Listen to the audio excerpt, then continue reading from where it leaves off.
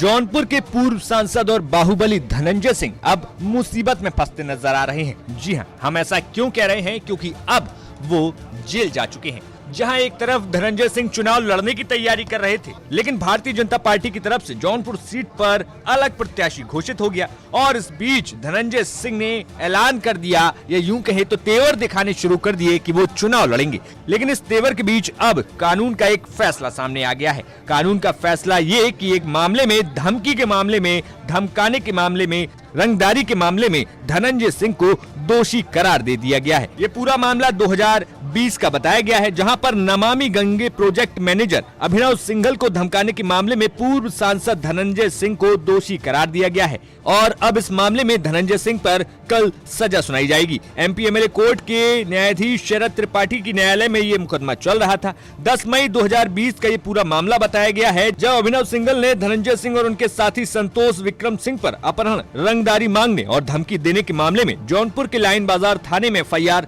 दर्ज करवाई थी। अभिनव सिंघल का आरोप था कि धनंजय सिंह ने कम गुणवत्ता वाली सामग्री की आपूर्ति के लिए दबाव बनाया था। जब प्रोजेक्ट मैनेजर अभिनव सिंघल ने मना कर दिया था इस बात को लेकर, तो धनंजय के करीबी संतोष विक्रम ने अपने 2 अन्य साथियों के साथ आकर अभिनव का अपहरण किया और धनंजय के घर ले जाकर वहां पर मारपीट की और पिस्तौल तानकर जान से मारने की धमकी दी। लेकिन अब इस मामले में जब आज कोर्ट ने धनंजय सिंह को दोषी करार दे दिया, तो पुलिस उन्हें हिरासत में जेल लेकर गई। और इसके पहले धनंजय सिंह ने कहा कि ये एक राजनीतिक मामला था, उन्हें न्यायपालिका पर पूरा भरोसा है।